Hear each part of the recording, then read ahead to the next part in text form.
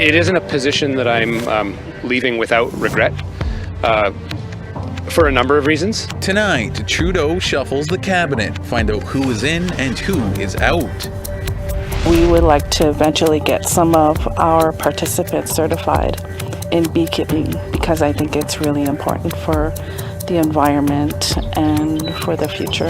Plus, a sweet workshop that is creating buzz. A lot of summer vacations, are people just staying extended periods of time at their cabin with their families and enjoying the land. And a new cabin building course is helping Inuit get back onto the land.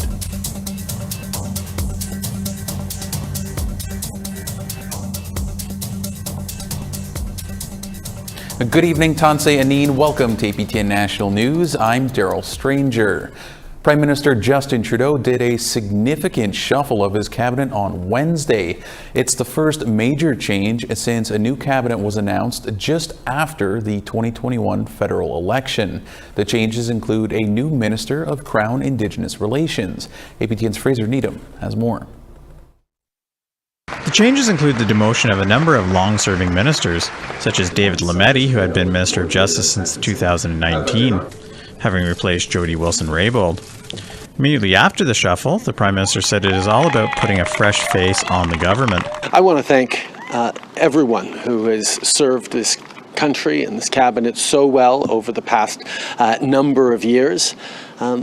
This is a moment where putting forward the strongest possible team with fresh energy and a range of skills that are going to be able to continue the really important work. Gary Anandasandagiri is the new Minister of Crown Indigenous Relations.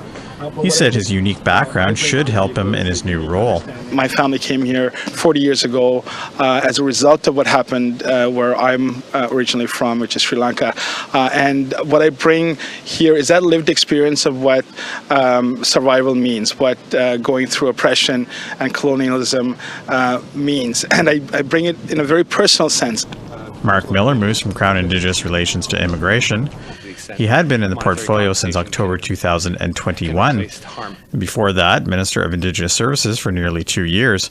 He said the move is in some ways bittersweet. It isn't a position that I'm leaving without regret, for a number of reasons. You mentioned some of them, personal commitment, just the view over the last couple of years that we've been able to move the narrative on how Canada engages with Indigenous peoples. Anandasandagiri was asked about what the government plans to do about the ongoing demands for a search of the bodies of 2 deceased First Nations women in the Prairie Green landfill in Winnipeg. For me, on my day one, is to commit to ensuring that we support and get to the bottom of this. And after the briefings, I will engage with those who are directly impacted, particularly the families, and ensure that we have a solution that they feel is just and appropriate. Indigenous Services Minister Patty Hajdu and Northern Affairs Minister Dan Vandal are 2 of a handful of ministers who will be staying in their original portfolios. Fraser Needham, APTN National News, Ottawa. Meanwhile, the Assembly of Manitoba Chiefs expressed frustration with the cabinet shuffle of Mark Miller, while at the same time welcoming the new Minister of Crown Indigenous Relations. The organization that represents 62 First Nations in Manitoba said it is with a heavy heart that they acknowledge the loss of Miller, who they called an advocate who has shown commitment to many of AMC's causes. Miller has been very publicly backing the efforts to locate and bring home the remains of First Nations women believed to be in 2 Winnipeg area landfills. Now, AMC said they were hopeful Minister Gary Anandasandagiri will continue that work. Well, and we want to hear what you think about the cabinet shuffle. Here's how you can continue the conversation. You can send your emails to news@aptn.ca, or you can leave us a comment on aptnnews.ca. You can also find us on Facebook, Twitter, Instagram, YouTube, and TikTok. Be sure to follow APTN News to join the conversation and see our latest stories. Winnipeg police are investigating after the service's downtown headquarters was vandalized on Tuesday night. It happened after a few dozen protesters showed up following the arrest of one of the Camp Morgan stalwarts. The building was taped off and closed to the public on Wednesday morning as the forensic unit investigated. Red handprints and slogans were painted all over the building and nearby structures. A member of the First Nations Indigenous warriors was taken into custody earlier in the day near Camp Mercedes, the new camp set up near the Forks. Police are not commenting on the charges or the incident on Tuesday night, other than to say an investigation is ongoing. Members of the camps did not respond to interview requests. The vandalism was witnessed by thousands online while being broadcast live on Facebook. A couple from BC are walking across Canada in support of missing and murdered Indigenous people. They say their journey is to help open up some more dialogue, and as they passed through Northern Ontario, they received a warm welcome, some loving gifts, and lots of support. CTV's Alana Everson reports. And Cameron West and their French bulldog Gretchen are about halfway through their walk across Canada. They started at the beginning of May in Alberta. They say they have both lost several Indigenous loved ones who were murdered or are missing. As an Indigenous person, it's pretty easy to get offended when non-Indigenous populations don't understand that this is happening in their backyard. It's easy to feel offended by that, so we want to create a comfortable space for an uncomfortable conversation. The couple says when they passed through the Sault Ste. Marie area, they were given this handmade staff by the firekeeper at Batchewana First Nation. He had ceremony for my wife and I, and just holding it, it just feels like it brings you feel more proud about your culture. In Elliott Lake, the couple was given this Inukshuk beaded Indigenous pendant and say the meaning touched them. The Inukshuk, she's said it as like home. It was a symbol of home, and that what we are doing, we are bringing the victims home. It's MMIP awareness walk, Steps to Bring Canada Together on Facebook. If you want to support the cause, we ask that you support local organizations within your province. Locals know how to fix these problems best, and we are always up for a warm bed and a hot shower because we camp most of the way. The Wests hope to arrive in St. John's, Newfoundland in about 2.5 months. They plan to take the final steps of their walk on the Highway of Tears in British Columbia to end their journey. Alana Everson, CTV News, Sudbury.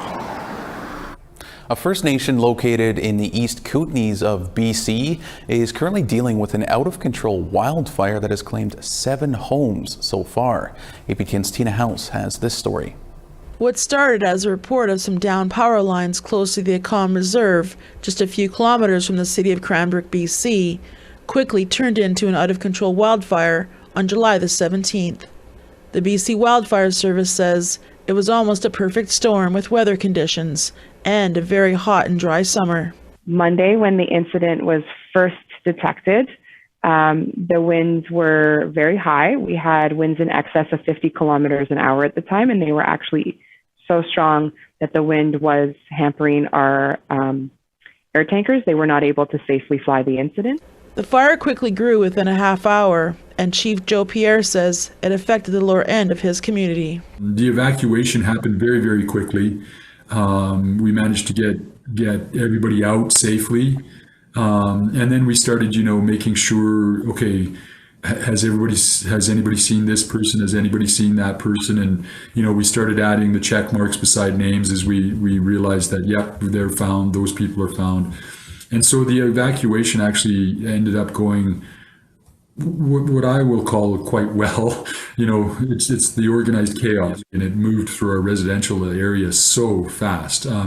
We had some folks that were, evacuating literally through smoke and flame, just beside their cars, just trying to get out as quickly as they possibly could. 652 homes are under evacuation alert, but 7 homes were completely lost from the fire. Now what we're very afraid of, and we've had to come to accept, is that we're going to lose every single one of those freezers. We're going to lose every single one of those refrigerators. And I know that folks are very anxious about getting to that work. But as of today, it's still classified, as an out of control fire. Chief Pierre says the community is not expected to be allowed back in for at least another month, and that he's grateful for the support given so far, but it's going to take a lot to rebuild.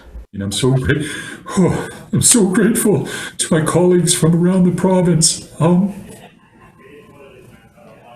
I've been asking my colleagues from around the province that what we really need right now is we need them to engage their spiritual people, to engage their singers, to start sending us prayers and sending us songs.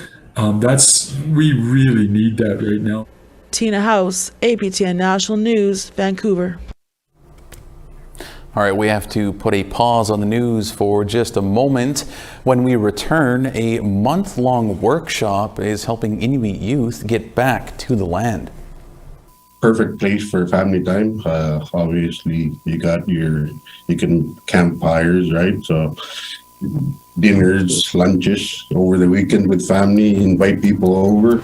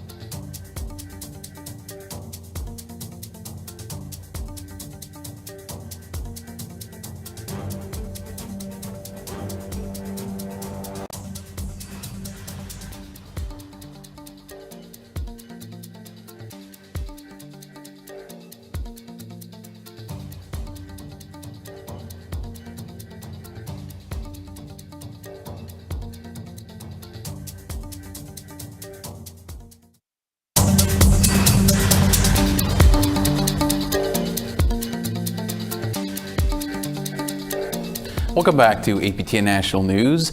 The capital of Nunavut has officially opened its deep sea port, a first for the territory, bringing much needed infrastructure to Nunavummiut. Local leaders are hopeful this could make a positive impact on the cost of living in the north. Trevor Wright brings us this. As celebrations are underway for the grand opening of the Iqaluit port, the MV Kamuktik the first cargo ship of the shipping season was busy offloading containers. Prior to the port's construction, this would normally involve the sea lift, which would normally take waiting 12 hours a day for the tides and involve hauling a small barge going back and forth between the shore and the ship. One such ship during last year's season took nearly 3 weeks to finish offloading its cargo. Mark Andre with Nunavut Eastern Arctic Shipping says it's a major upgrade. The infrastructure is very large. We have a lot more room, but most importantly, it's a safe environment for our workers, for the population. It's very efficient. So in the end, for us, it's a success so far. Other communities will likely see an earlier sea lift season as a result of the Iqaluit port taking less time to offload its cargo. They don't have to wait for another low tide or high tide. This will be offloading 24 hours. It's also going to help the other communities as well. Faster turnaround means that it will go to other communities in quicker way. While we have to wait until October to see the full impact of the deep sea port on this year's shipping season, AWA hopes it will result in a reduced cost of living for residents. I hope that it will be reducing the prices for the items that are coming into Iqaluit. Trevor Wright, APTN National News, Iqaluit. And still in Nunavut, many people take off to the cabin or camp during the summer months, but one Inuit nonprofit organization in Rankin Inlet is teaching youth how to build their own. Here again is Trevor Wright. Ili Tuksinik helps Nunavumia by weaving cultural-based programming with literacy and essential skills. For the past 3 weeks, this has been the case for its Rankin Inlet Cabin Building Workshop. The community sits on the west coast of Hudson's Bay. During summertime in the territory, many Inuit families spend days or weeks out on the land to enjoy the weather, harvest traditional foods, and spend time with loved ones, often at their cabins. Perfect place for family time. Obviously, you can campfires, right? So dinners, lunches over the weekend with family, invite people over. So a lot of summer vacations are people just staying extended periods of time at their cabin with their families and enjoying the land. And according to Seek, the participants are eager to learn and are excited about this program. They just can't believe this is a program that's available to them. I think it's super amazing. So the program finishes at 3 o'clock every day. They talk about how they want to keep working after that and just stay right up until 5. And I think they're really enjoying this program and passionate about what they're doing. Actually, I had a couple guys that are already talking about building their own cabins, so they feel comfortable measuring and cutting up. Dion added another participant is already planning to start their own projects right away. We got one. I think he's in his 21 or 22-year-old. He's actually messaged me over the weekend. He said he's going to work on a tent frame for his mom and possibly a mikulil, a drying rack for his mom. So, I mean, you could just see from that one program they learn a little bit, but then they can also extend further, for other projects for themselves. Trevor Wright, APTN National News, Iqaluit. Inuit, Métis, and First Nations can now access funding for education through TD Bank with their scholarships for Indigenous people. It was created with the Aboriginal Financial Officers Association of Canada. Through it, 25 scholarships are available to be awarded annually. It's worth up to $60,000 over 4 years. The scholarship is meant to help the Indigenous community overcome challenges and systemic barriers that Indigenous people face. Blaise Arkell is one of the most recent recipients. He's using the funding to finish his financial education at Mount Royal University in Calgary. questions. They asked about experiences, family hardships.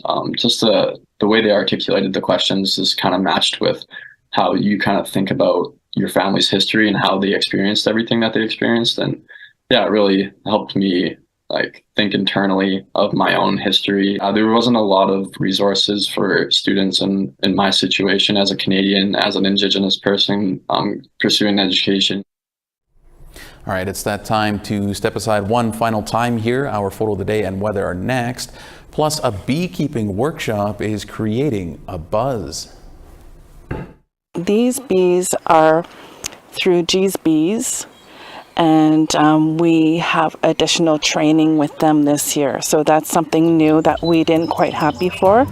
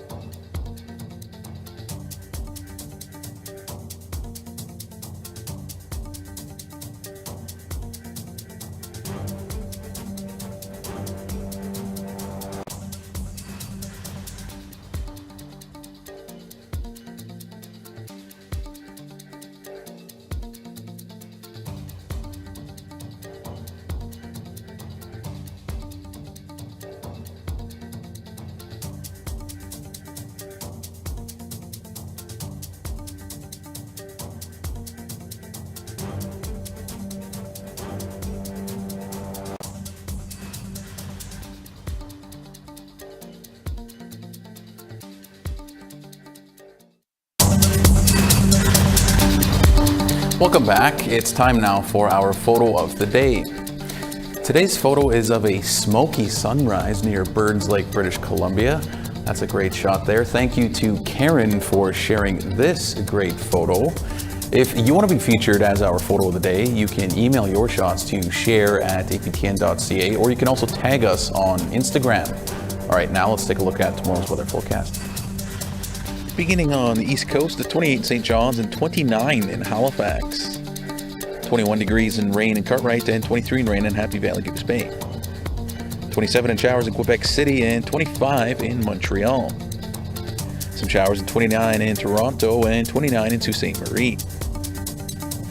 18 degrees in showers in Wawa and 25 in Sioux Lookout. 18 degrees in Churchill and 16 in rain in Thompson.